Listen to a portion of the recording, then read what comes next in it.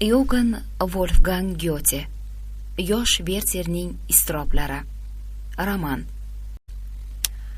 Yuraklarni titratguvchi, larzaga soluvchi ushbu roman sevgi haqidagi hazin qo'shiq kabidir. Pokiza qalbning yaralangan muhabbati hijron damlarida yonib olovlanib, oqibatda muhabbat sohibi yosh Wertherni xazon qiladi. Har satri sevgi bilan limmolim bo'lgan, iztirobdan yaralgan maktublar shaklida bitilgan roman ko'nglingiz to'ridan joy olishi aniq. Shuning uchun ham bu asar Goethening shoh asarlaridan biriga aylangan. Birinchi bob. Sho'rlik Wertherning kechinmalariga oid nima topishga erishgan bo'lsam, avaylab to'pladim va buni sizga manzur eta olsam, mendan minnatdor bo'larsiz deb ishonaman. Siz uning zukko qalbi oldida hurmat va ehtirom bilan bosh egarsiz hamda taqdiriga achchiq ko'z yoshi to'karsiz. Xuddi shunday ko'rgulikka duchor bo'lgan inson, uning iztiroblaridan sen ham panoh top. Agarda o'z aybing yoki taqdir hukmi bilan o'zingga yaqinroq do'st topa olmasang, mayli. Shu kitobcha senga hamroh bo'la qolsin. 4-may 1771-yil. Ketganimdan biram xursandmanki, qimmatli do'stim. Inson qalbi nima degan narsa? Yuragimga g'oyat yaqin. Senday sevikli do'stimni tashlab ketdim-ku. Yana bundan mamnunman-a? Bilaman. Buning uchun sen kechirasan. Axir mening ortiqcha sho'xliklarim o'zimni chalg'itish uchungina o'ylab chiqarilmaganmidi? Bechora Leonora. Baribir men bunda aybdor emasdim. Opasining o'ziga xos latofatiga mahliyo bo'lib vaqt o'tkazgan paytlarimda sho'rlik Leonora qalbida ehtiros uyg'ongan bo'lsa, menda nima ayb? Lekin baribir mening mutlaqo aybim yo'qmi? Axir men uning hislariga erk bermadimmi? Garchi noo'rin bo'lsa-da, biz gohida kalaka qiladigan eng sof his-tuyg'ulardan men yupanmas edimmi? Axir men inson o'zidan gina ham qila oladi. Aziz do'stim, senga va'da beramanki, men o'zimni tuzataman. Endi avvalgi odatimni tashlayman. Peshonaga yozilgan turli xil ko'rguliklarni qayta eslab o'zim qiynamayman. Endi bugungi kundan lazzatlanaman. O'tmish esa o'tmish bo'lib qolaveradi. Albatta, sen haqlisan. Azizim, odamlar kim biladi deysan? Ular nima uchun bunday yaratilgan? O'tmishdagi qora kunlarni hadeb eslayvermay, bugungi kun halovati bilan yashasalar edi, kamroq qiynalgan bo'lar edilar. Agar malol kelmasa, onamga aytib qo'ysang. Men uning topshirig'ini bajonidil ado etib, uni bundan tez orada voqif qilaman. Xolamnikida bo'ldim. U ta'rif etganlaridek zahar xotin emas. Aksincha, qat'iyatli, ko'ngli ochiq ayol ekan. Men unga bizga tegadigan merosning kechiktirilganligidan onamning ranjiganini aytdim. U xotirjamlik bilan barcha shart-sharoitni tushuntirib, shular bajarilgan taqdirda bizga o'zimiz talab qilgan mol-mulkdan ham ziyodrog'ini berishga rozi ekanligini bildirdi. To'g'risi, hozir bu haqda yozishni mutlaqo istamayman. Onamga aytib qo'y, hammasi joyida bo'ladi. Men esa azizim, bu quruq safsatabozlikdan shu narsaga to'la qanoat hosil qildimki, mubhamlik va kaltafahmlik dunyoga makr va adovatdan ko'ra ko'proq nizo urug'ini sochadi. Har holda keyingilari kamroq uchraydi. Umuman, bu yerda kayfiyatim ko'ngildagidek. Tanholik bu jannat misol o'lkada yuragimga bebaho darmon. Ko'pincha ma'yuslik chulg'agan qalbimni bahor saxiylik bilan ilitadi. Har bir daraxt, har bir butoq bamisoli guldastadek tuyuladi. va xushbo'y hidlar dengizida suzish hamda ulardan lazzatlanish uchun kapalak bo'lib qolging keladi. Shaharning o'zi unchalik diqqatni tortmaydi. Biroq uning go'zal tabiatini tasvirlashga so'z topilmaydi. Mana shu go'zallik marhum graf Mni bir-biriga g'aroyib tarzda tutashib ketgan hamda xushmanzara vodiy kasb etgan tepaliklardan biri ustida bog' barpo etishga undagan. Bog' juda oddiy ko'rinsa-da, unga kirishing hamono bu sohibkor mehnatining mahsuli emas, balki tuyg'ularga boy, o'ziga orom istagan bir inson orzusining ro'yobi ekanligiga ishonch hosil qilasan. Uning men uchun qadrdon bo'lib qolgan ko'hnagina shiyponchasida o'tirib, marhum xotirasi uchun bir necha marta ko'z yoshi to'kib oldim. Bu ayvoncha uning sevimli joyi edi. Endi esa meniki. Yaqinda men shu bog'ning chinakam xo'jayini bo'laman. Bir necha kun ichidayoq bog'bon menga iltifot bilan qaray boshladi. Va o'ylaymanki, uning bu iltifoti javobsiz qolmas. 10-may. Dilni yayratuvchi mo'jizakor bahor subhidami singari samoviy tetiklik butun borlig'imni rom etgan. Men tamoman yolg'izman va o'zimga o'xshash kishilar uchun bunyod etilgan bu o'lkada kayf safo qilyapman. Shunday baxtlimanki, do'stim, orom og'ushiga shu qadar singib ketganmanki, bundan san'at iztirobda. Biron chiziq ham chiza olmayapman. Biroq men san'atni hech qachon shu lahzalardagidek chuqur his etolmagan edim. Ko'rkam vodiydan hovur ko'tarilib, tushki quyosh nim qorong'i qalin o'rmon ustida turgan va yakka yarim nurlari uning qadam yetmas oralig'iga yorib kirgan choqda men jo'shqin anhor bo'yida o'siq o'tlar ustida yotganimcha yerdagi minglab ajoyibotlarga hayrat bilan boqaman. O't o'lanlar orasida g'amirlashgan mitti mavjudotlarning, son sanoqsiz qurt qumursqalarning yuragimga yaqinligini his etaman. Bizni shu yo'sinda yaratganning qudratini mutlaq, huzur halovat og'ushiga yetaklovchi Alloh taoloning hozirligini sezaman.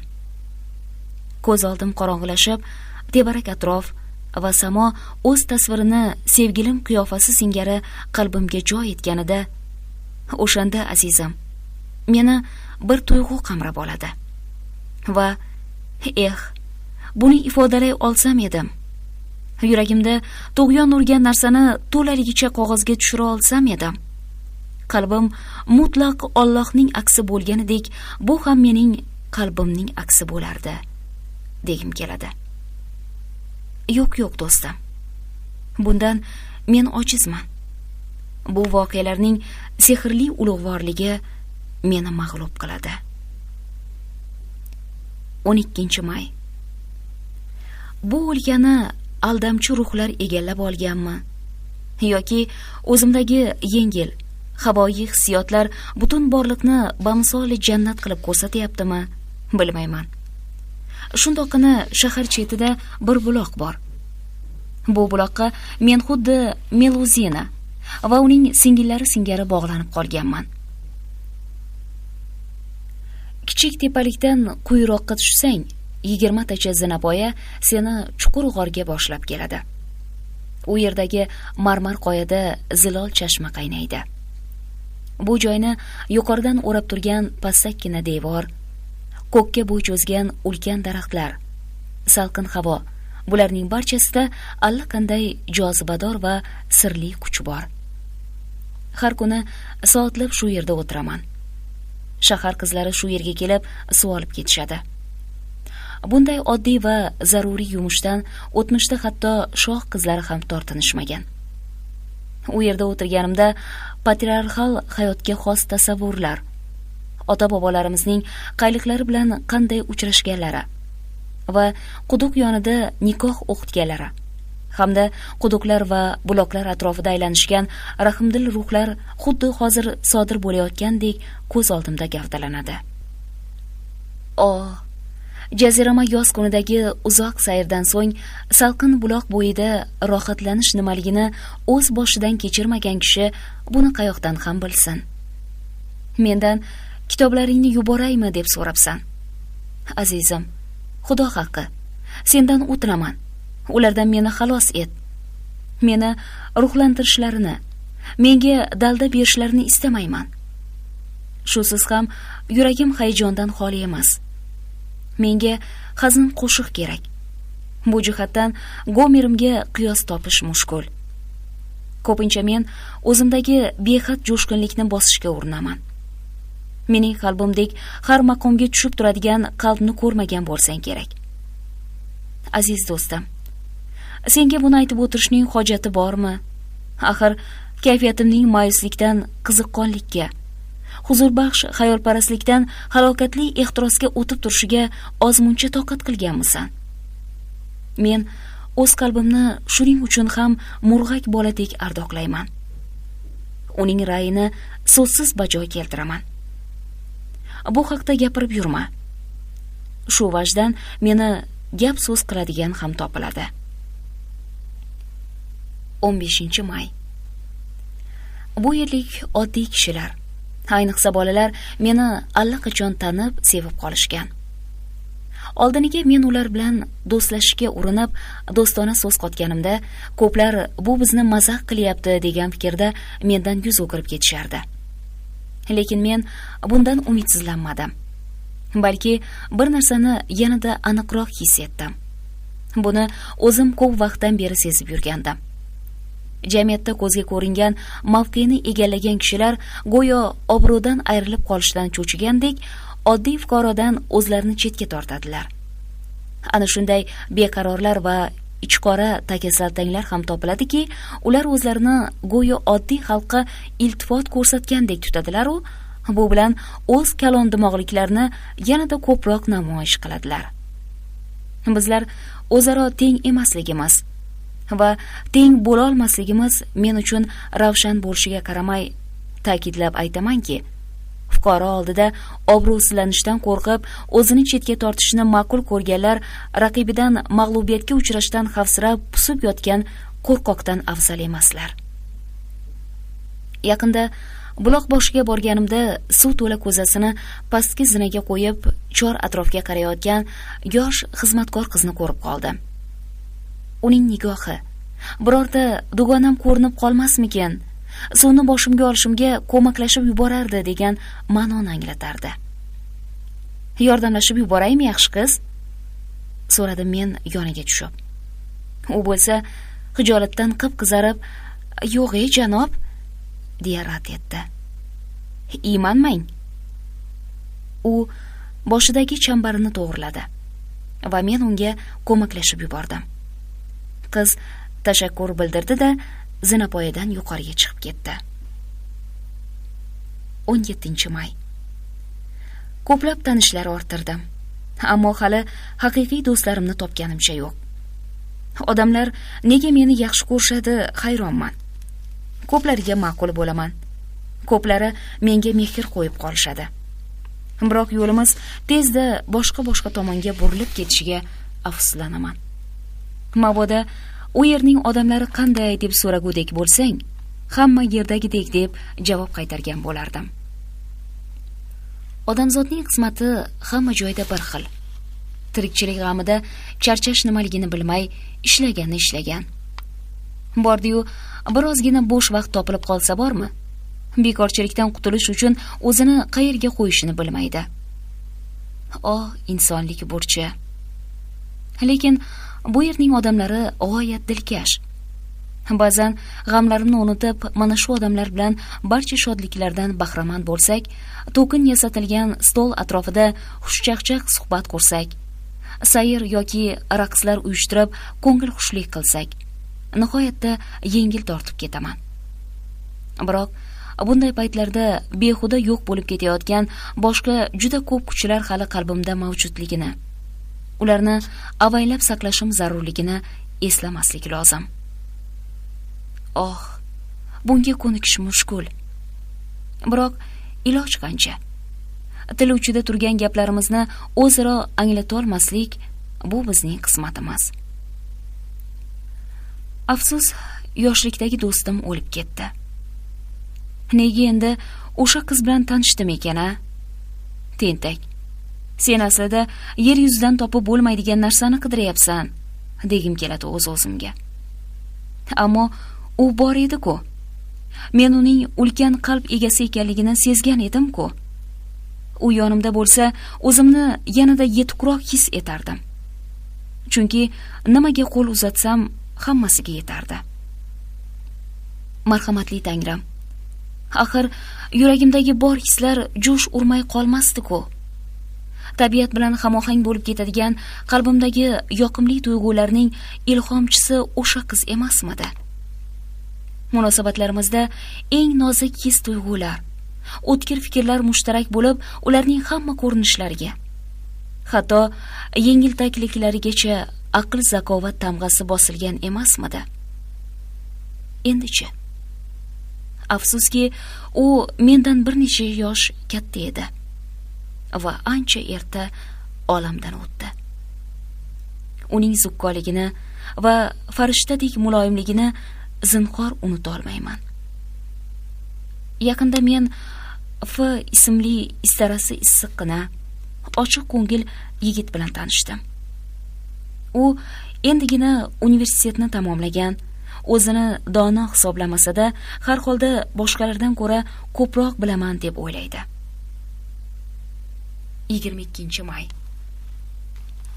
Ba'zilar inson hayotini tushga qiyoslaydi. Menda ham shu tuyg'u hukmron. Insondagi barcha qobiliyatlarning har tomondan cheklab qo'yilganini kuzatganimda, uning barcha intilishlari turmush ehtiyojlarini qondirishga qaratilganini, bu esa ayanchli hayotimizni tag'in ham uzaytirishdan o'zga narsa emasligini ko'rganimda va nihoyat boshqa ilmiy masalalardagi xotirjamlik, o'zlari qamalib olgan uylarning devorlarini turli-tuman rasmlar hamda rang-barang shakllar bilan bezagan xayolparastlarning g'arib itoatgo'yligidan o'zga narsa emasligini sezganimda, bilasanmi Vilgelim, bular meni tilsiz qilib qo'ya yozadi. Shunda men o'z xayollarimga g'arq bo'lib, o'zga bir dunyo kashf qilaman. Lekin baribir bular ham hayotiy, to'laqonli tasavvurdan ko'ra ko'proq noaniq istaklar va mavhum xayollardir. Shunda hamma narsa ko'z oldimda jimirlab aylanishadi-da, men hayotni go'yo tushdagidek jilmayib kuzataman. Bolalarning hamisha nimanidir xohlab turishlari sababini ularning o'zlari ham bilmasliklari haqida barcha bilimdon shaxsiy va maktab muallimlari bir xil fikrda. Ammo kattalarning ham xuddi bolalardek yer yuzida sudralib yurishlariga, ular ham qayoqdan kelib, qayoqqa ketayotganlarini bilmasliklariga, aniq bir maqsadni ko'zlamay harakat qilishlariga, hamda ularni shirin kulchalar, piroglar va xipchinlar bilan yo'lga solish mumkinligiga hech kim ishonishni istamaydi. Biroq mening nazarimda bu shubhasizdir. Bu xususda sening fikringni bilaman va men ham shunga qo'shilaman. Bolalarga o'xshab betashvish kun kechiradigan, o'z qo'g'irchoqlarini kiyintirib yechintirib, ularga g'amxo'rlik qiladigan, onasi shirinlik yashirib qo'ygan shkaf atrofida xushomadgo'ylarcha aylanib yurib, kerakli narsani qo'lga kiritgach, uni shosha-pisha yeb, yana deb talab qiladiganlar eng baxtli kishilardir. Mana shular baxtli mavjudotlardir. Yana o'zlarining arzimas ishlariga va hatto intilishlariga dabdabali nom berib, buni inson zotining farovonligi va salomatligi yo'lidagi ulkan ishlar deb hisoblovchilarga ham yashash juda oson. Shunday bo'la olishini bilganlarga tasanno. Ammo o'z itoatgo'yligi nimaga eltishini tushungan, har qanday badavlat meshchanning o'z bog'chasini chamanzorga aylantirishdan zavq olishini ko'rgan va nihoyat baxtsiz kishining turmush mashaqqatlaridan ezilib, chidam bilan o'z yo'lida davom etishini hamda quyosh nurini hech bo'lmasa bir daqiqagina ko'proq ko'rishga hammaning birdek tashna ekanliklarini anglab yetgan kishigina zorlanmaydi. O'z hayotini o'zi yaratadi va inson bo'lganligidan o'zini baxtiyor deb biladi. Hamda bu qanchalik noiloj bo'lmasin, ozodlik haqidagi shirin tuyg'ularini, istagan paytida bu zulmatdan qutulib ketish orzusini o'z qalbida mudom ardoqlaydi. 26-may. Mening biror jimjitgina xilvat joyga o'rnashib olib, o'sha yerda ozgina narsaga ham shukr qilib yashayverish odatim senga ilgaridan ma'lum. Bu yerda ham shunaqa didimga mos go'shani topib oldim. Shahardan taxminan 1 soatlik masofa narida Valxeym degan manzil bor. Bu ko'rkam manzil tepalik yonbag'rida yastangan. Agar yolg'izoyoq yo'ldan qishloq tomonga yuqorilab borilsa, butun vodiy kaftagidek ko'zga tashlanadi. Keksaligiga qaramay hiyla chaqqon. Iltifotli oshxona bekasi vino, pivo, qahva quyib beradi. Eng yoqimlisi shuki, ikkita g'oyat sershoq arg'uvon daraxti chor atrofini dehqon kulbalari, hovlilari va omborlarni o'rab turgan cherkov maydonchasiga soya solib turadi. Bunday ovloq joy kamdan kam topiladi.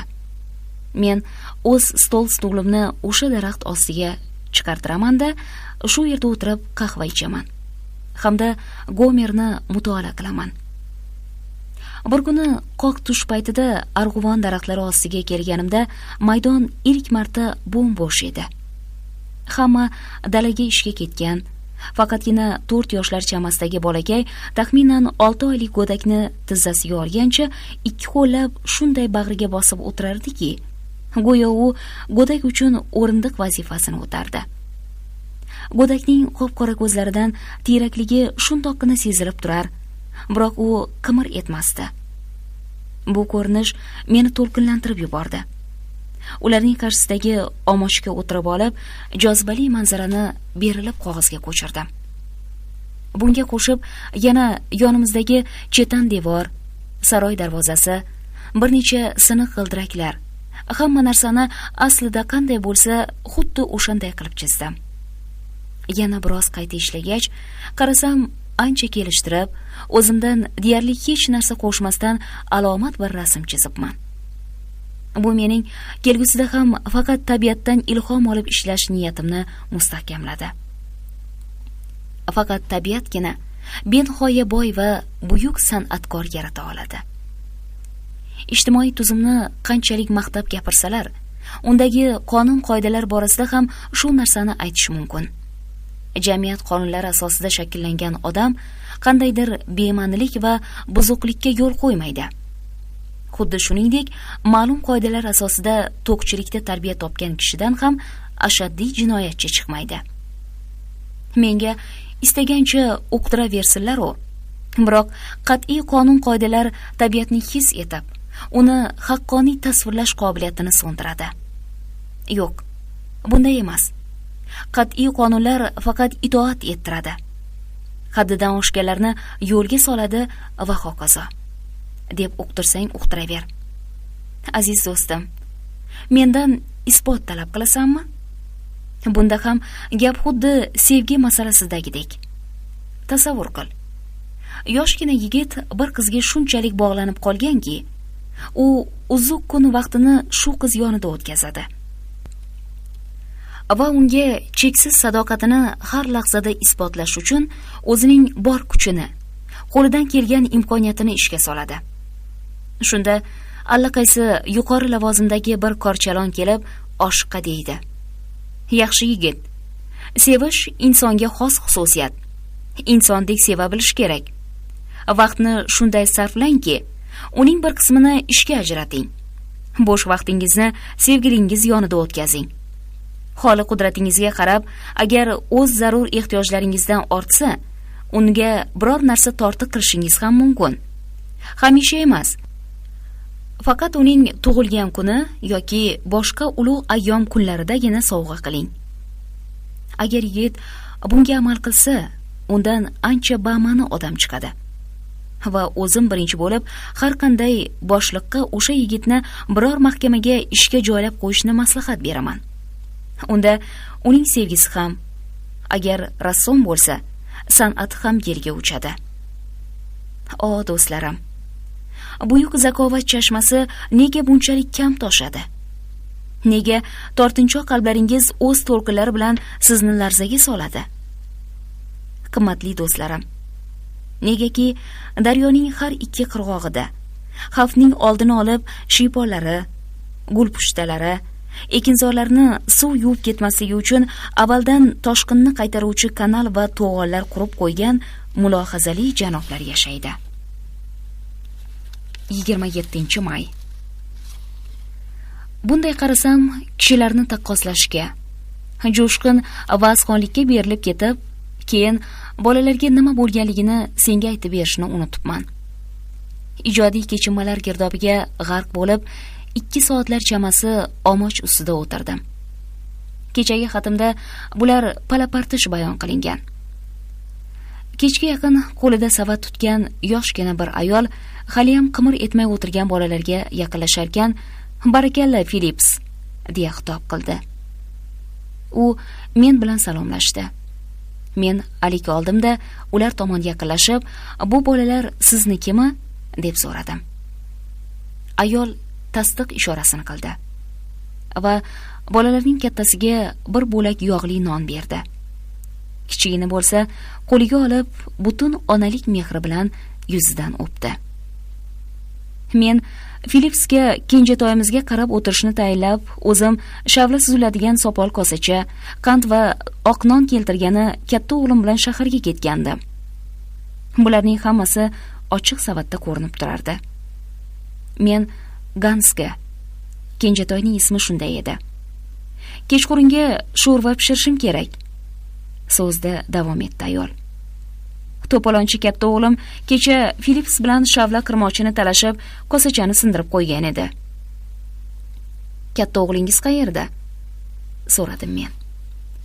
O'tloqda g'ozlarni quvlab yuribdi, deb ayol javob berib ulgurmagan ham ediki, u chopib sakrab yetib keldi-da, ukasiga yong'oq xivichini tutqazdi. Ayol bilan qilgan suhbatimdan ayon bo'lishicha, u o'qituvchining qizi ekan. Eri esa marhum amakisidan qolgan merosni undirish uchun Shvetsariyaga ketibdi. Ular erimni aldamoqchi bo'lishdi, izohlay boshladi ayol. Hatto uning xatiga ham javob qaytarishmadi. So'ng o'zi borishga majbur bo'ldi.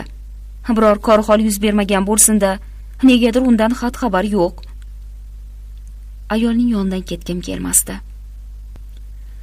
Nihoyat bolalarning har qaysisiga bir kreyterdan pul ulashdim va sho'rva bilan yeyish uchun shahardan Kichkintoyga bulka keltirarsiz deb ayolga yana bir kreyter tutqazdim. Shu bilan biz xayrlashdik. Agar mening his-tuyg'ularim jo'sh urgan bo'lsa, buni o'z turmushining tor doirasiga itoatkorona ko'nikkan, topganini u kundan bu kunga zo'rg'a yetkazadigan, xazonrezgilik boshlanganini ko'rsa, endi qish kelyapti degan fikrdan boshqasini xayoliga keltirmaydigan inson namunasigina meni ovuta olishiga ishon, azizim. O'shandan buyon maydonchaga tez-tez borib turaman. Bolalar menga tamoman o'rganib qolishgan. Agar qahva ichsam, qandni ularga qoldiraman. Kechqurun buterbrod va qatiqning yarmisi ularning nasibasi bo'ladi. Yakshanba kunlari bolalarga bir kreyterdan pul ulashaman. Mabodo men ibodatdan keyin kelmasam, ularga bu pulni berishni oshxona bekasi orderiga tayinlab qo'yganman. Bolalar menga har narsalarni ishonib aytishaveradi. Ayniqsa, ularning zavq-shavq bilan o'ynashlari va qishloqdagi boshqa bolalar ham to'planishgandagi o'yinlarni ko'rib terimga sig'may ketaman. Bolalar meni hech ham qiynashmaydi, deb onasini ishontirguncha xunob bo'ldim. 30-may. Yaqinda senga rassomlik haqida aytgan gaplarim shubhasiz poeziyaga ham taalluqlidir. Bunda eng muhimi kerakli narsani anglay bilish va oz so'zda ko'p narsani ifodalashga erishishdir. Men bugun shunday bir joyni tomosha qildimki, agar uni asli holicha tasvirlasa, dunyodagi eng go'zal idilliya yuzaga keladi. Ammo bu yerda poeziya, idilliya, manzaraning nima keragi bor? Tabiatning biror ko'rinishini tasvirlamoqchi bo'lsak, albatta unga biror narsani tirkash shartmi? Agar sen bunday muqaddimadan keyin qandaydir ko'tarinki ruhdagi biror narsa kutayotgan bo'lsang, yana qattiq aldanasan. Bunday to'lqinlanishimning sababchisi bir dehqon yigitcha, xolos. Men odatimdek yomon hikoya qilaman. Sen esa har galgidek meni mubolag'a qilyapti deb o'ylaysan. Bu ajoyibotlarning makoni Valheim va yana o'sha Valheimdir. Arg'uvon daraxtlari ostiga bir to'da odamlar qahva ichgani to'planishgan. Ular didimga unchalik mos kelmaganliklaridan u bu vaj karson ko'rsatib, ulardan o'zimni chetga tortdim. Bir dehqon yigiti qo'shni uydan chiqdi-da, men yaqindagina suratini chizgan omochning qayerinidir tuzatishga kirishdi. Yigitcha ko'rinishdan menga yoqib qoldi. Uni gapga sola boshladim. Hol ahvolni so'radim. Biz u bilan tezda tanishib oldik. Hatto sirdosh ham bo'lib qoldik. Hamisha shu taxlit kishilar menga juda tez yoqib qoladi. U menga o'zining bir beva ayolnikida xizmat qilishini va u ayol bilan munosabatlari yaxshi ekanligini aytib berdi. O'sha ayol haqida shunchalik ko'p narsa gapirdiki, uni shu qadar ta'rifladiki, yigitchaning ayolga butun borlig'ila sodiqligini angladim. Uning gaplariga qaraganda ayol aytarli yosh emas, birinchi eridan og'zi kuygan. Natijada u ortiq turmushga chiqishni istamaydi. Yigitchaning hikoyasidan shu narsa yaqqol sezildiki, uning uchun go'zallikda, yoqimlilikda bu ayoldan o'tadigani olamda yo'q. Juvonning roziligi bo'lsa bas, ko'z ochib ko'rgan erining qilg'iliklarini ayol xotirasidan o'chirishga bu yigit qodir va jon deb ayolning juft haloli bo'lishini istaydi. Lekin undagi his-tuyg'ular, muhabbat va sadoqatning naqadar samimiyligini senga isbotlab berish uchun uning dil rozlarini so'zma-so'z takrorlashim lozim bo'ladi. Ha, uning jozibador chehrasi, musiqiy ovozi va ko'zlaridagi ajib yolqinni aynan ifodalay bilish uchun buyuk shoir iste'dodi ham ojizlik qiladi. Yo'q, uning butun vujudida aks etgan poklikni hech qanday so'z bilan izhor etib bo'lmaydi. Mening yozganlarim esa bir-biriga qovushmaydi. Uning ayolga bo'lgan munosabatini men noto'g'ri tushunishim va ayolning xatti-harakatidagi soflikka shubha bilan qarashim mumkin degan fikrdan yigitchaning xavotirlanishi menga ayniqsa ta'sir etdi. Ayolning qiyofasi va yoshlik latofatidan mahrum bo'lsa-da, yigit uchun baribir jozibali tuyuluvchi ko'rinish haqida uning to'lib toshib gapirishini faqat mengina yurakdan his eta olishim mumkin. Bunchalar qaynoq mehr-muhabbat va ehtirosli intilishni mana shunday sof holda sira ko'rmagan. Ha, rost aytayapman. Hatto tasavvur ham qilmagan edim. Undagi boodoblik va samimiyatni eslaganda ich-ichimdan hayajonga kelishimga. Mana shunday billurdek sevgi ramzi hamma joyda ortimdan ergashib yurishi. O'zim esa uning alangasida kuyib, kulib bo'lishimga sening oldingda iqror bo'lsam, meni qoyima. O'sha ayolni tezroq ko'rishga harakat qilaman. Yo'q. Bundoq o'ylab qarasam, yaxshisi ko'rmaganim ma'qulroq. Uni oshig'ining ko'zi bilan kuzatganim afzal. Balki u mening ko'zlarimga hozir tasavvur qilayotganimdek bo'lib ko'rinmas. Ajoyib tasavvurni buzib nima qilaman? 16-iyun. Senga nima sababdan yozmayotganimni so'rabsan.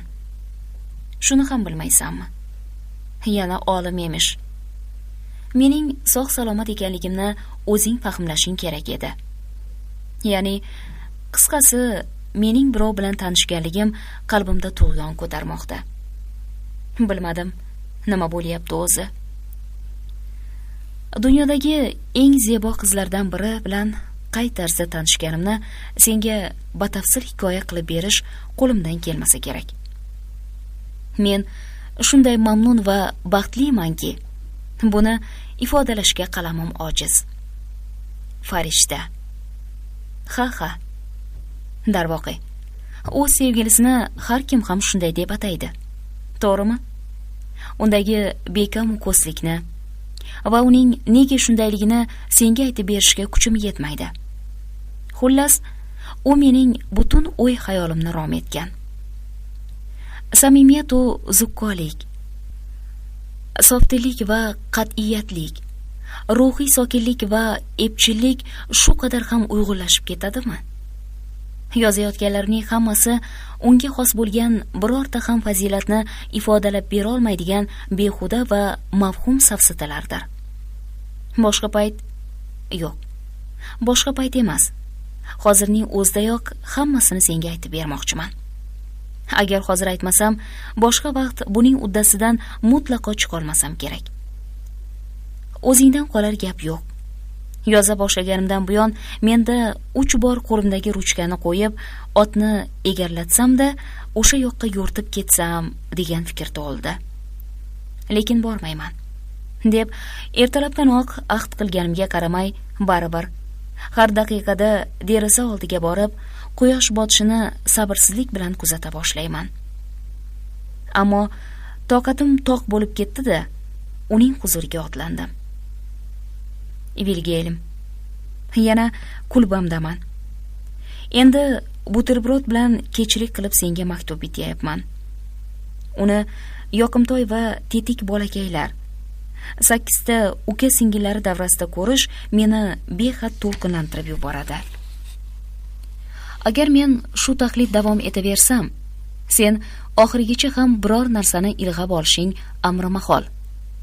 Quloq sol. Voqeani ipidan ignasigacha bayon qilib berishga harakat qilaman. Men yaqinda senga aytganman. S bilan tanishganimni va u meni o'zining manzilgohiga yoki to'g'rog'i kichik hokimligiga tashrif buyurishga taklif etganini yozgan edim. Men bu tashrifni keyinga surgandim. Agar bir tasodif sabab bo'lib bu kimsasiz joyda yashiringan Ohangrabodan xabar topmaganimda, balki u yerga sira bormagan bo'lardim. Yoshlarimiz shahar tashqarisida bazm tashkil qilishdi. Men ham unda bajonidil ishtirok etdim.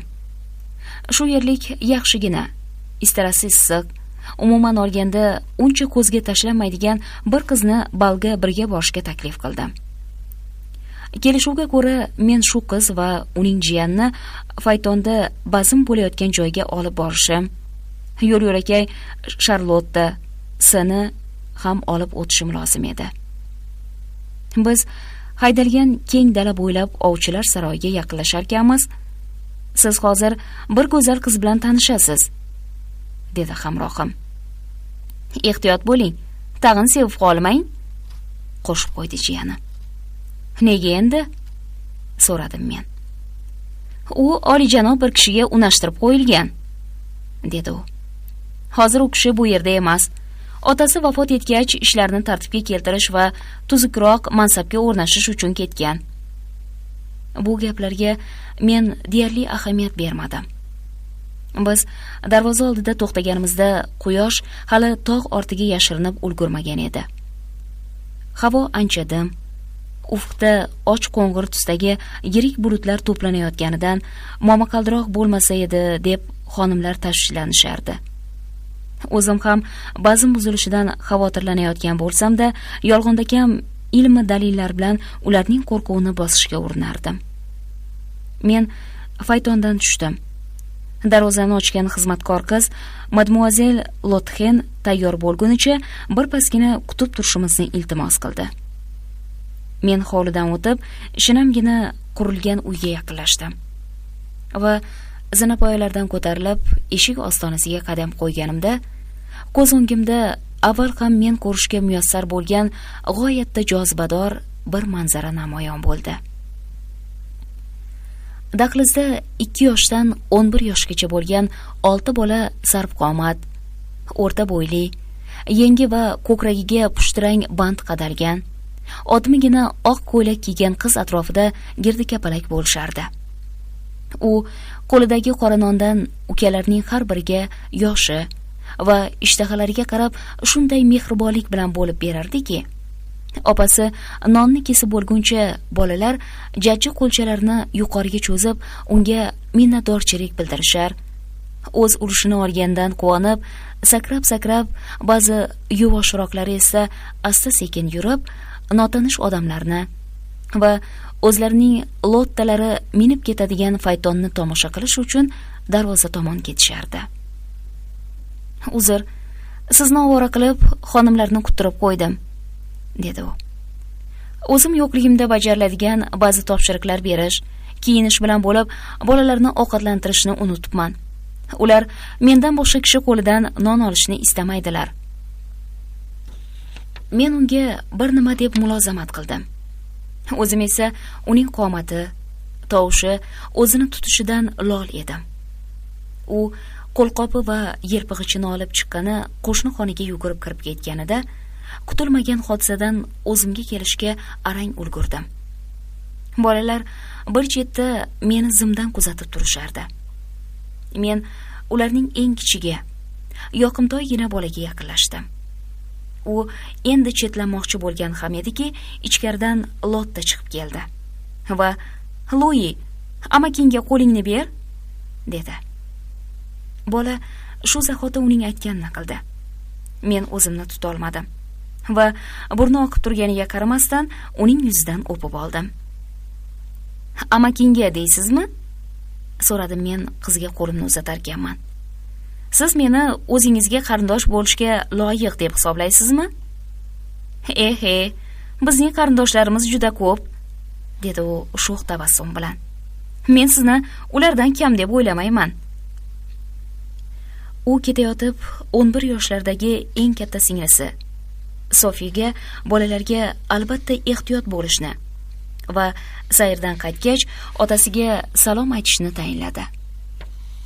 Kichkintoylarga esa xuddi o'zi bo'lgan paytlardagidek Sofining so'zdan chiqmaslikni buyurdi. Hammalari unga astoydil va'da berishdi.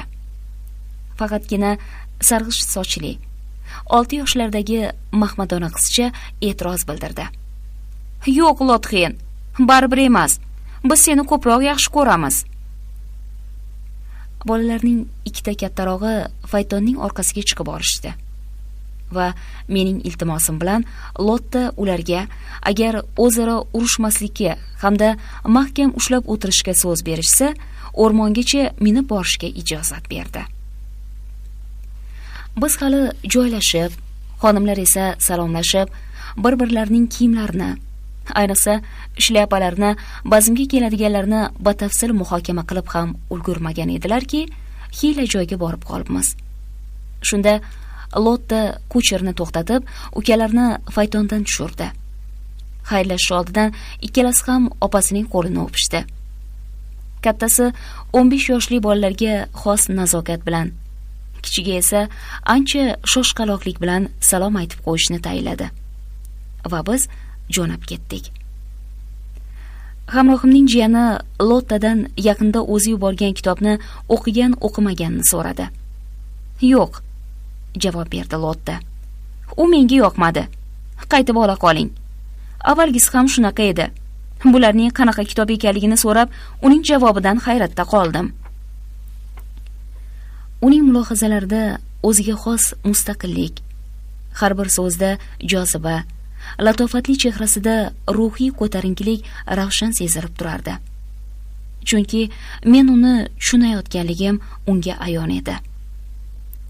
"Yoshligimda ayniqsa roman o'qishni yaxshi ko'rardim", dedi u. "Yakshanba kunlari bir burchakka o'tirib olib, qandaydir Miss Jenni quvonchi va iztiroblariga sherik bo'lish menga nechog'lik huzur baxsh etganligiga birgina Xudoning o'zi shohid. Ochig'ini aytsam, shu odat meni hanuz tark etmagan. Biroq kamdan kam hollarda, shunda ham didimga juda mos kelsagina biror kitobni qo'lga olaman. Meni shunday yozuvchi maftun qiladiki, toki uning asarlarida men o'z dunyomni va atrofimda kechayotganga o'xshash voqealarni ko'ra olay. Hikoyalari meni o'z uyimdagi hayotimdek to'lqinlantirsin va hayajonga solsin. Bu hayot jannat misol bo'lmasa-da, har qalay men uchun benihoya huzur halovat manbaidir. Bu so'zlardan keyin o'z qalb tug'yonimni yashirishga intilardim. Bu hol u qadar uzoq cho'zilmadi. Chunki Lotta gap orasida Wakefield ruhoniysi haqida ochiqdan ochiq gapirganida chidab tura olmadim va ko'nglimdan nima kechgan bo'lsa, hammasini to'kib soldim. Lotta boshqalarga so'z qotgandan keyingina ularning hammasi go'yo bizning so'zlarimizni eshitmagandek parvoyi falak o'tirganlarini sezdim. Hamrohimning jiyani menga bir necha marta masxaraomuz burnini jiyirib qaradi. Bu esa men uchun ahamiyatsiz edi.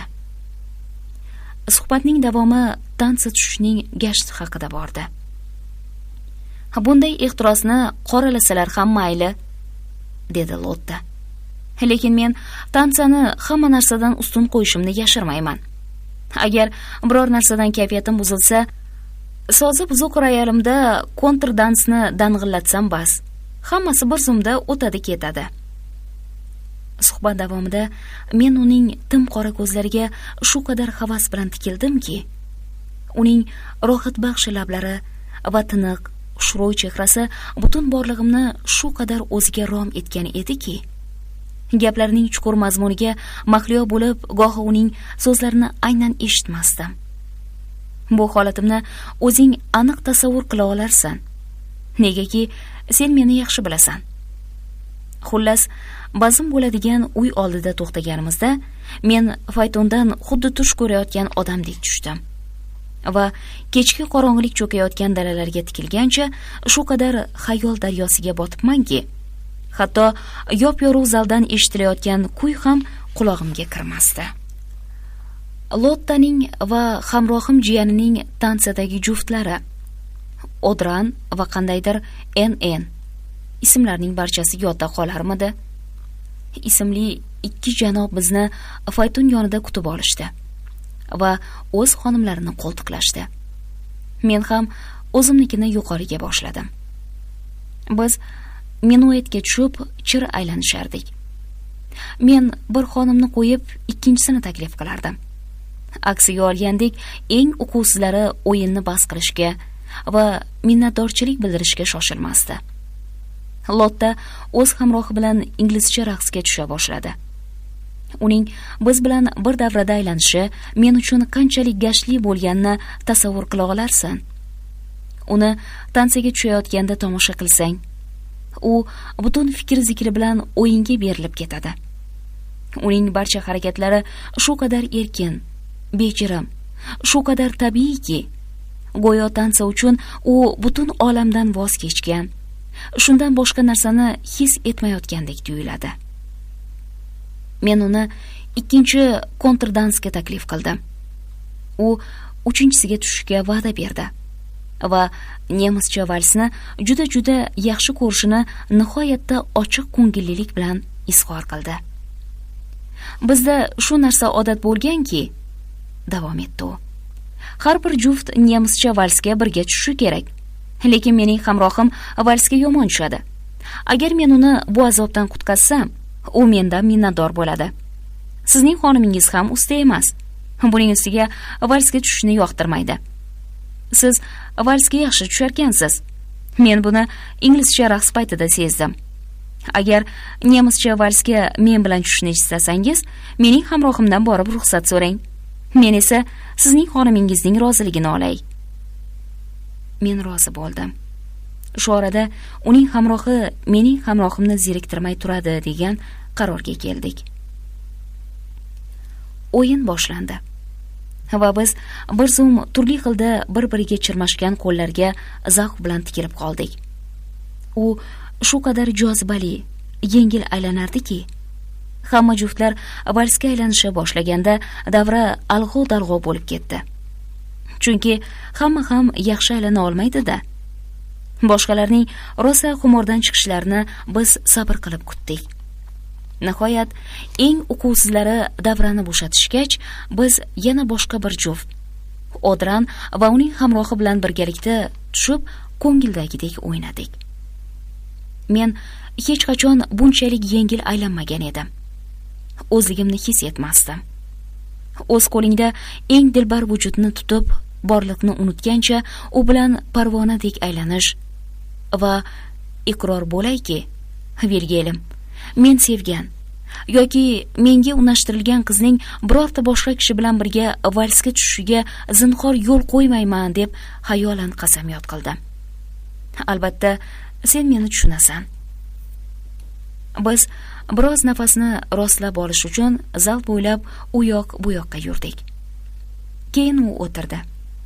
Men zo'r-bazo'r topib kelgan apelsinlarni yeb ancha dadillashdik. Lottaning hurmat yuzasidan andishasiz qo'shniga apelsindan ketma-ket bo'lib berishidan yuragimga pichoq sanchilgandek bo'lardi. Inglizcha raqsga 3-marta tushganimizda biz qatorda 2-o'rinda edik. Uning qo'llarini tasvirlab bo'lmas rohat bilan tutib, eng samimiy va beg'ubor his-tuyg'ular yog'ilib turgan ko'zlariga tikilganim holda, raqsda qator bo'lib aylanarkanmiz, bundan oldinroq ham chehrasida keksalarga xos yoqimli bir ifoda bilan diqqatimni o'ziga tortgan ayolga yondashdik. U Lottaga kulimsirab qaradi-da, barmog'i bilan po'pisa qilgan bo'ldi va yonimizdan o'tayotib 2 marta ma'nodor qilib Albert ismini takrorladi. Agar malol kelmasa, Albertning kimligini ayta olmaysizmi? So'radim men Lottadan. U endi javob berishga shaylangan ham edi, 8 kishilik qator yasash uchun ajralishimizga to'g'ri kelib qoldi. Biz o'yinda qayta duch kelganimizda uning chehrasi o'ychan tus olganini sezdim. Sizdan yashirib ham nima qilardim? Dedi u promenada uchun menga qo'lini uzatarkan. Albert olijanob bir odam. Men unga unashtirib qo'yilganman. Bu yangilik emasdi. Xonimlar yo'lda bu haqda menga gapirishgan edi.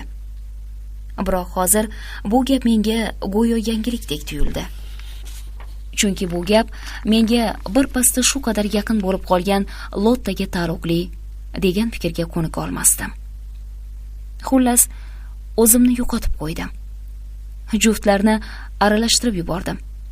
Natijada o'yindagi tartib mutlaqo buzilib ketdi. Lottaning hushyorligi va chaqqonligi tufayligina o'yinda qaytadan tartib o'rnatildi. Anchadan buyon ufqda yaraqlayotgan chaqmoq o'yin tamom bo'lmasdanoq yanada kuchaya boshladi. Men uni Shula deb boshqalarni ishontirmoqchi bo'lardim. Momaqaldiroq musiqa ovozini bosib ketdi. 3 ta xonim qatordan chiqib ketdi. Hamrohlari ularga ergashishdi. Hamma aralash-quralash bo'lib ketdi. Musiqa ham tindi. Agar baxtsizlik yoki biror ko'ngilsiz voqea xursandchilik paytida yuz bersa, u yanada kuchliroq ta'sir etishi tabiiy. Chunki birinchidan bunday paytlarda qarama-qarshilikni, ayniqsa ko'proq his etamiz. Ikkinchidan, hislarimiz yanada o'tkirlashgan bo'ladi va biz darhol tuyg'ularga berilib ketamiz. Ba'zi ayollarning bema'ni qiliqlariga sabab qilib shularni ko'rsatish mumkin. Eng aqllisi derazaga orqasini o'girgani holda burchakka o'tirib quloqlarini mahkam bekitib oldi. Boshqasi uning oldida cho'kka tushib, boshini birinchisining ko'ylagiga yashirdi. Uchinchisi orqasiga suqilib, singlisini bag'riga bosgancha ko'z yosh to'kardi. Bir nechasi uyga jo'nab qoldi. Boshqalari o'zlarini yo'qotib qo'yishgandi. Xudo sha'niga ma'sum alamdiydalarning lablaridan otilib chiqayotgan ayanchli yolg'oshlarni go'yoki tutib qolishga uringan yosh, sho'x yigitlarimizning qo'polliklarini tiyib qo'yishga ularda dadillik yetishmasdi. Erkaklarning ba'zilari tinchgina chekib olish uchun pastga tushib ketishdi. Boshqa mehmonlar esa darchali derazasiga parda tutilgan xonaga o'tishga undagan hovli bekasining iltifotini jon deb qabul qilishdi. U yerga to'planib ulgurmasmizdanoq Lotta stullarni doira shaklida terib chiqa boshladi va hamma o'tirgach biror o'yin boshlashni taklif qildi. Men ba'zilarning yaxshiroq fant umidida tamshanib bo'yinlarini cho'zishayotganini ko'rdim. Biz sanash o'ynaymiz, dedi u. Diqqat! Men davra bo'ylab o'ngdan chapga qarab aylanaman. Sizlar esa navbati bilan ketma-ket sanaysizlar. Juda tez sanash kerak.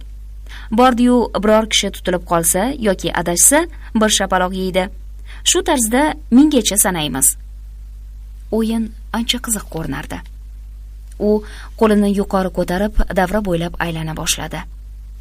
Birinchi kishi 1 dedi. Uning qo'shnisi 2, uchinchisi 3 dedi va hokazo.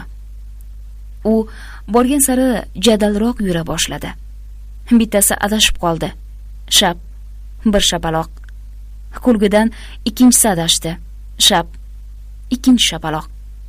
Lotta bo'lsa yana ham tez aylanardi.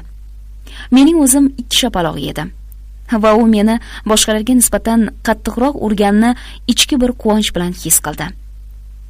Sanash minggacha yetmasdan o'yin umumiy kulgi va qiy-chuv bilan tugadi. Har kim o'z tanishi bilan to'da bo'lib ajralib ketdi. Momaqaldiroq bosildi. Men Lotta ortidan zalga kirdim. Shapaloq yeyish bilan ovora bo'lib dunyodagi hamma narsani, yomg'irni ham unutishdi ular, dedi u yo'lakay. Bunga javoban men hech narsa deya olmadim. Hammadan ko'proq o'zim qo'rquvdim, davom etdi u. Boshqalarni ruhlantirish uchun o'zimni dadil tutdim. Qarasam, o'zim ham ruhlanib ketibman. Biz deraza oldiga bordik. Qayerdadir momaqaldiroq gulduradi. Huzurbaxsh yomg'ir tomchilar ruhni jonlantiruvchi hidga to'la iliq havo ufurardi. Lotta deraza tokchasiga tirsagi bilan suyangancha atrofni kuzatardi. U avval osmonga, so'ngra menga qaradi. Ko'zlari jiqqa yosh edi. Qo'lini mening qo'lim ustiga qo'ydi-da, "Klopshtok", dedi. Men shu zahoti Lottaning xayoliga kelgan mashhur qasidani esladim va u shu so'z bilan uyg'otgan his-tuyg'ular dengiziga g'arq bo'ldim. O'zimni tuta olmadim. Ko'zlarimda quvonch yoshlari bilan engashdim-da, uning qo'lini o'pdim. Yana ko'zlariga tikildim. Olijanob inson, senga bu ko'zlardagi ilohiy yolqinni ko'rishni, menga esa kishini tahqirlovchi og'izlardan umrbod sening nomingni eshitmaslikni nasib etsin. 19-iyun. O'tgan dafa hikoyamning qayerda to'xtab qolganimni eslay olmayman. Uyquga cho'zilganimda tun soat 2 edi. Faqat shu narsa yodimda edi xolos. Agar o'shanda yozish o'rniga gap sotganimda edi, balki seni tong otguncha ushlab o'tirgan bo'larmidim. Baldan qaytishda nimalar bo'lganini hali senga aytib berganim yo'q. Mana bugun ham bunga qo'l tegmaydi. Quyosh ufqdan bosh ko'tarayotgan payt edi. Yomg'irda cho'milgan o'rmon va yashnagan dala. Hamrohlarimiz mudrashardi. Siz ham shulardan o'rnak olmaysizmi? So'radi u mendan. Tortinmang, qo'shib qo'ydi yana. Bu ko'zlar charaqlab turar ekan, meni uyqu elita olmaydi, dedim uning ko'zlariga qattiq tikilarkanman. Biz ularning darvozalariga yetguncha sergak keldik. Xizmatkor qiz darvozani sekin ochdi va Lottaning savollariga javoban otasi hamda ukalarining salomatliklarini, hozir esa hammalari uyquda ekanliklarini ma'lum qildi. Xayrlasharkanmiz, men undan o'sha kuniyoq tag'in ko'rishishga ijozat so'radim. U rozilik bildirdi va men keldim. Quyosh, oy va yulduzlar avvalgidek o'z yo'llarida aylanayotgan bo'lishlari mumkin. biroq men bo'lsam shundan buyon qachon tun, qachon kunduz ekanligini, umuman atrofimdagi hech narsani payqamayman. 21-iyun. Men Xudo o'z sevgan bandalarigagina ravo ko'radigan baxtli kunlarni kechiryapman. Nima bo'lganda ham dunyo quvonchlarini, shunda ham asl ma'nodagi quvonchlarini totmadim deb aytishga haqqim yo'q. Sen Valheymni ko'z oldingga keltirarsan. Deyarli butun kunim shu yerda o'tadi. Bu yerdan Lotta yonigacha yarim soatlik yo'l. Uning huzurida men o'zligimni va inson uchun ato etilgan butun baxtni his etaman. Men Valheymni saylgohlikka tanlaganimda uni samo bag'riga shunchalik yaqin deb o'ylamagandim. Uzoq sayr qilgan paytlarimda hamma orzularim makoni bo'lgan ovchilar saroyini goh cho'qqidan, goh daryo bo'yidagi tekislikdan turib 100 martalab kuzatgandirman. Qimmatli Vilgelem, insonda dunyoni kezish, yangi kashfiyotlar qilish va keng bo'shliqlar og'ushiga intilish istagi naqadar kuchli-ya. Men shu haqda ko'p o'yga yetolaman. Ammo shu bilan birga bizda o'z-o'zimizni ixtiyoriy chegaralashga bo'lgan ichki qanoat hissi yashaydiki, bizni o'rab olgan narsalarning odaticha tinch yashayverishini afzal ko'ramiz. Naqadar ajoyib. Bu yerga kelib tepalikdan ko'rkam vodiyni kuzata boshlaganim hamono butun borliq meni o'ziga tortadi.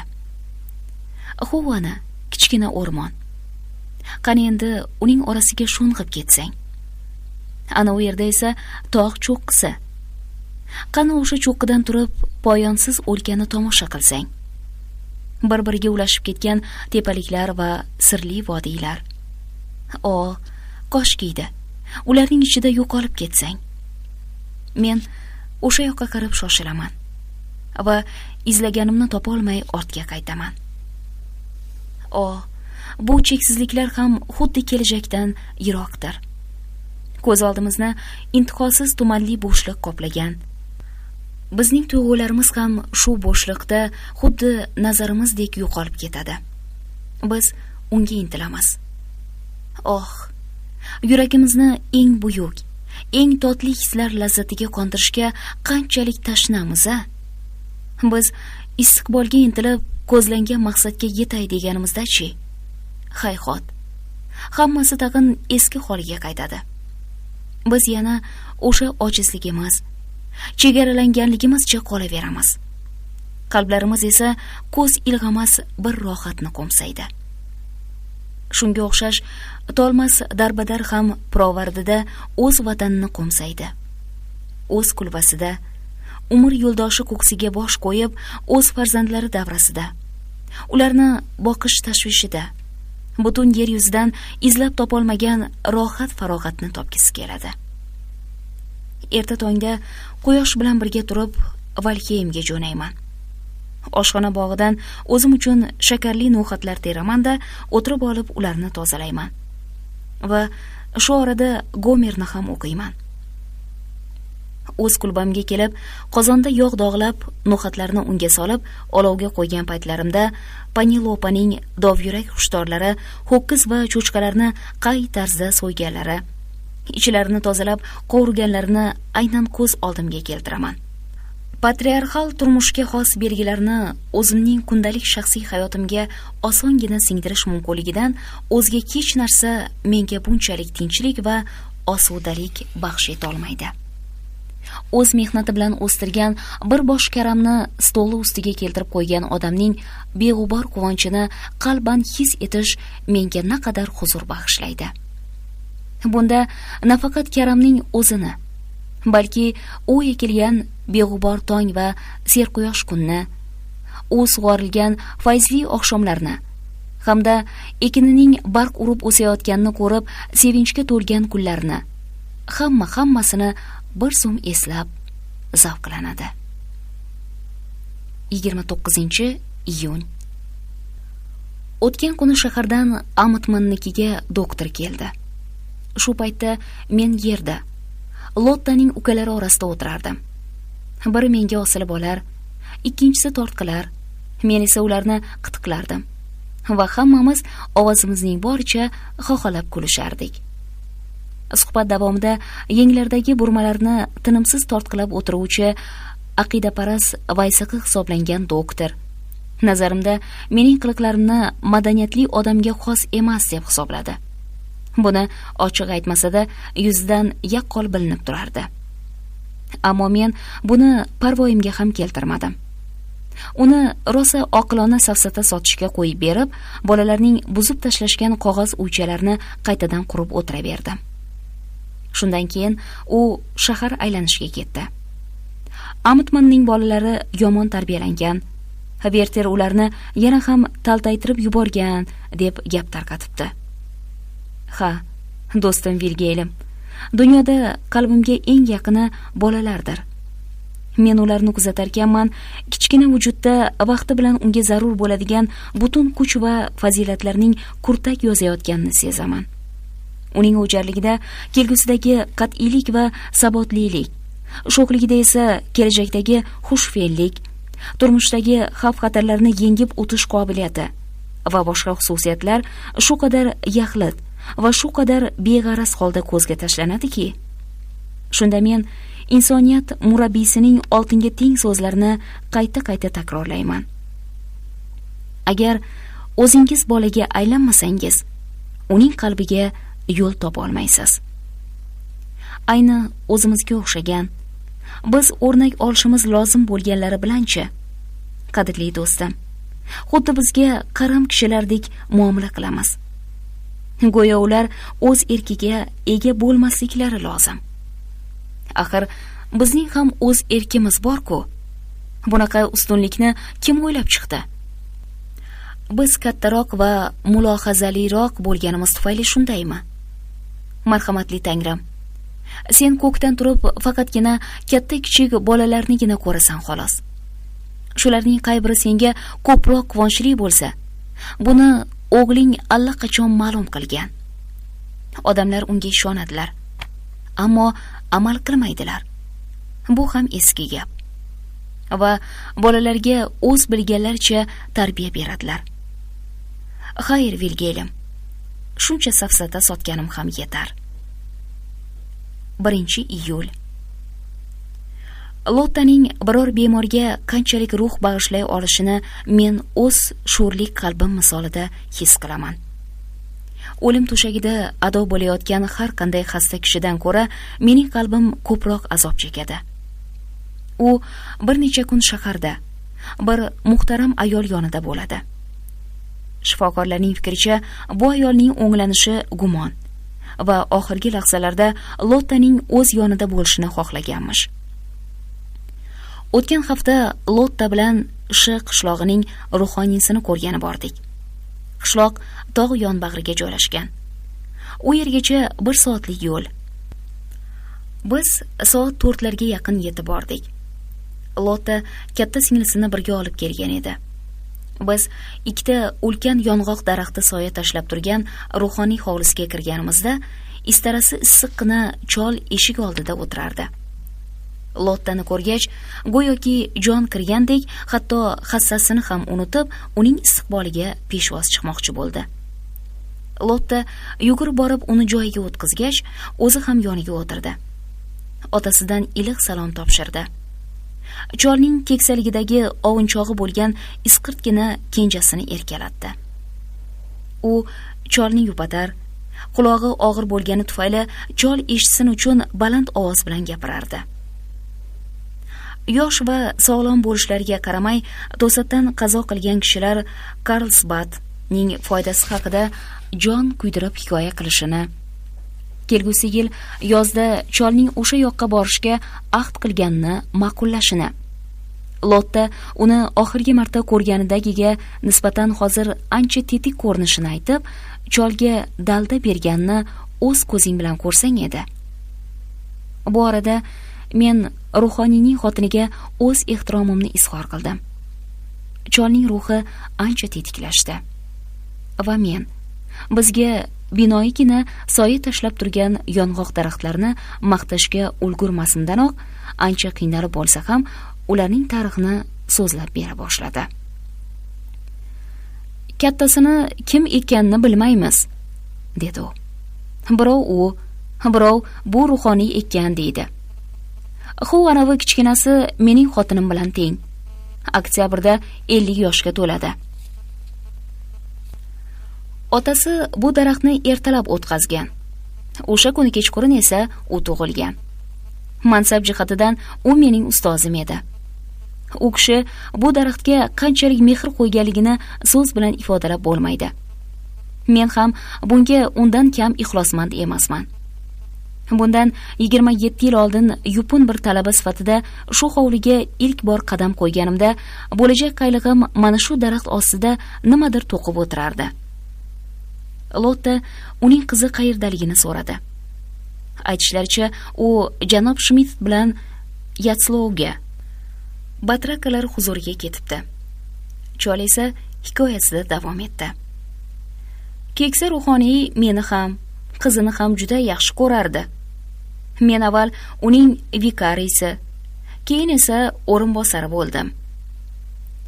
Hikoya tugay deb qolganida bog'dan janob Schmidt bilan ruhoniyning qizi chiqib kelishdi.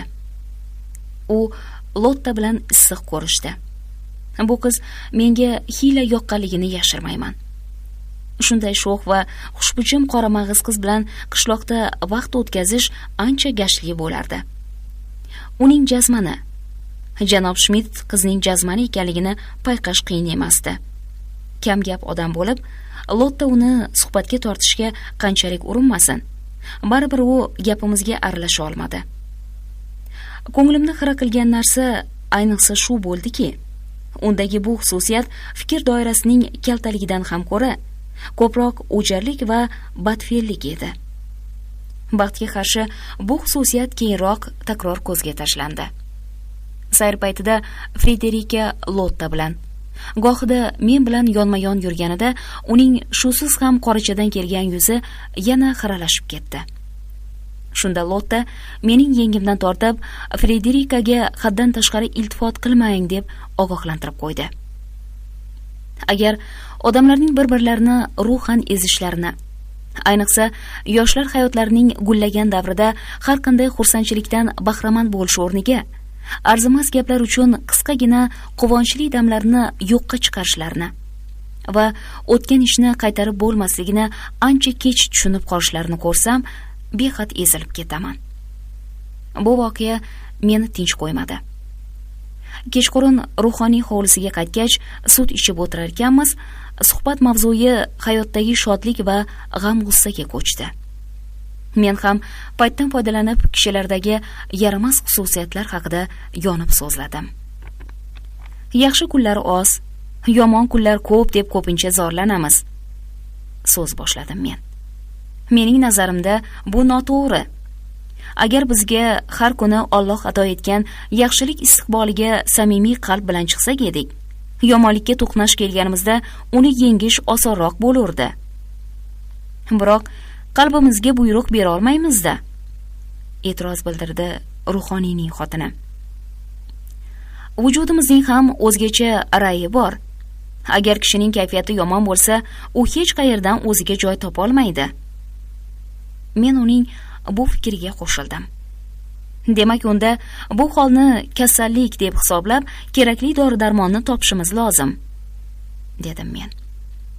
Mana bu ma'qul gap, so'zga aralashdi Lotta. Men masalan ko'p narsa odamning o'ziga bog'liq deb o'ylayman. O'zimdan qiyos. Agar biror narsadan ta'bim xira bo'lsa yoki zeriksam, o'rnimdan irg'ib turaman-da, biror kuyni xirgoyi qilib, bog'da u yoqdan bu yoqqa yuraman. Qarabsizki, bir pasda binoyidekman.